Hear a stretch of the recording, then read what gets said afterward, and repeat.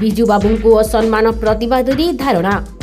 ପୂର୍ବତନ ମୁଖ୍ୟମନ୍ତ୍ରୀ ବିଜୁ ବାବୁଙ୍କ ଜନ୍ମ ଦିବସକୁ ଆମ ରାଜ୍ୟରେ ପଞ୍ଚାୟତି ରାଜ ଦିବସ ଭାବେ ପାଳନ କରାଯାଉଥିଲା। କିନ୍ତୁ ବର୍ତ୍ତମାନର ସରକାର 24 ଏପ୍ରିଲରେ ରାଷ୍ଟ୍ରୀୟ ପଞ୍ଚାୟତି ରାଜ ଦିବସ ରୂପେ ପାଳନ କରାଯିବା ନିମନ୍ତେ ଘୋଷଣା କରିଛନ୍ତି।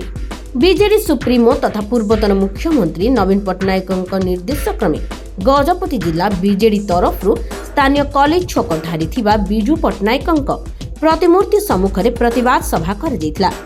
ଗଜପତି ଜିଲ୍ଲା ବିଜେଡି ସଭାପତି ଜଗବନ୍ଧୁ ଦାସଙ୍କ ନେତୃତ୍ୱରେ ପାରଳାଖେମୁଣ୍ଡି ବିଧାୟକ ଇଞ୍ଜିନିୟର ରୂପେଶ କୁମାର ପାଣିଗ୍ରାହୀଙ୍କ ତତ୍ତ୍ୱାବଧାନରେ ଏହି ପ୍ରତିବାଦ ସଭା ଅନୁଷ୍ଠିତ ହୋଇଥିଲା। ପଞ୍ଚାୟତ ରାଜ ବ୍ୟବସ୍ଥାକୁ ସୁଦୃଢ଼ କରିବାରେ ପ୍ରବାଦ ପୁରୁଷ ତଥା ପୂର୍ବତନ ମୁଖ୍ୟମନ୍ତ୍ରୀ ବିଜୁ ବାବୁଙ୍କ ବହୁ ଅବଦାନ ରହିଛି। ବର୍ତ୍ତମାନର ସରକାର ଉକ୍ତ ନିଷ୍ପତ୍ତିକୁ ବଦଳାଯାଇ ବିଜୁ ବାବୁଙ୍କୁ ଅସମ୍ମାନ କରିଛି।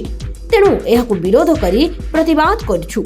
ଏହି ପ୍ରତିବାଦ ବେଳେ ଦଳର ନେତା ଓ କର୍ମୀମାନେ ଉପସ୍ଥିତ ରହି ଧାରଣା ଦେବା ସହ ସରକାର ବିରୋଧୀ ସ୍ଲୋଗାନ ଦେଇଥିଲେ। ଏହାପରେ ଟାୟାର ଜାଳି ପ୍ରତିବାଦ କରିଥିଲେ।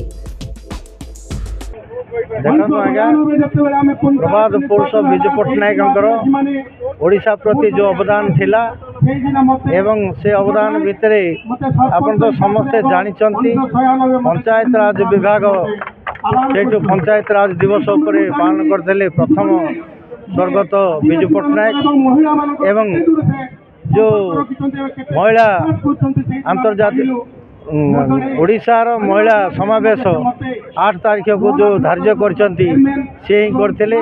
ଏବଂ ବିଭିନ୍ନ ଯଦି ଓଡ଼ିଶା ଗଠନରେ ପ୍ରମୁଖ ଭୂମିକା ଗ୍ରହଣ କରିବା ସଂଗ୍ରାମୀ ନେତା ହେଲା ବିଜୁ ପଟ୍ଟନାୟକ।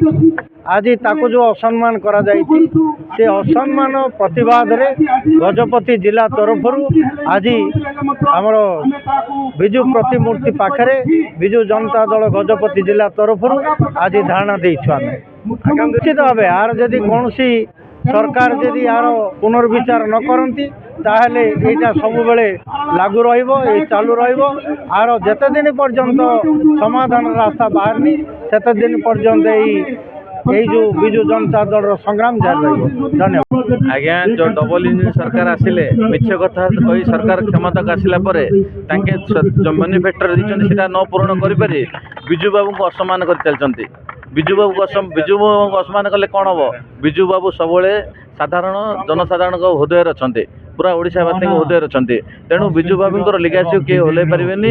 ଆମେ এই আন্দোলন জারি রয়েছে।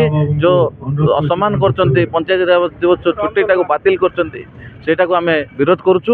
আউ যে পুনর ଥିଲା ସେଇଟାକୁ କଣ୍ଟିନ୍ୟୁ କରିବା ପାଇଁ ଆମେ ଦାବି କରୁଛୁ।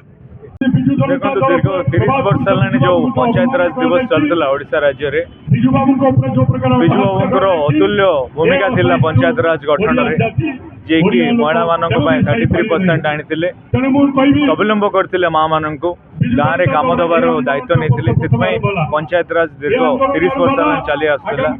ହଠାତ୍ ଯେତେବେଳେ ବିଜେପି ସରକାର ନିଷ୍ପତ୍ତି ନେଲେ ଏ ବର୍ଷ ମାର୍ଚ୍ଚ 5ରେ ବାତିଲ କରିବା ପାଇଁ, ସେଇ ଉଦ୍ଦେଶ୍ୟ ନେଇ ଆଜି ଆମେ ସମସ୍ତେ ପ୍ରତିବାଦ କରିବା ପାଇଁ ଏଠି ଏକତ୍ରିତ ହେଇଛୁ। ଏଭଳିଆ ରଙ୍ଗ ବଦଳାଇବା ଏବଂ ନାଁ ବଦଳାଇବାର କାର୍ଯ୍ୟକ୍ରମରେ ଲଗାତାର ବର୍ଷଟି ହେଲାଣି ବିଜେପି ସରକାର ରହିଛି। ଆମର ଯେଉଁ ବିଶିଷ୍ଟ ସ୍ୱାଧୀନତା ସଂଗ୍ରାମୀ, ଯିଏ ଆଧୁନିକ ଓଡ଼ିଶାର ନିର୍ମାତା ଏବଂ ଖାସ୍ କିନା ଓଡ଼ିଶା ଆମର ଗଜପତି ଜିଲ୍ଲାର ବି ନିର୍ମାତା, ସେଇଭଳିଆ ମହାନ ପୁରୁଷ ବିଜୁ ବାବୁଙ୍କ ଅସମ୍ମାନ ଆମେ ବିଲକୁଲ ବି ବରଦାସ୍ତ କରିବୁନୁ। ଆଗାମୀ ଦିନରେ ଆର ଜବାବ, ଉଚିତ ଜବାବ ଓଡ଼ିଶା ରାଜ୍ୟର ଓଡ଼ିଶାବାସୀ ମାନେ ତାଙ୍କୁ ଦେବେ, ସେମାନେ ମନେ ରଖିବା ଦରକାର। ଧନ୍ୟବାଦ।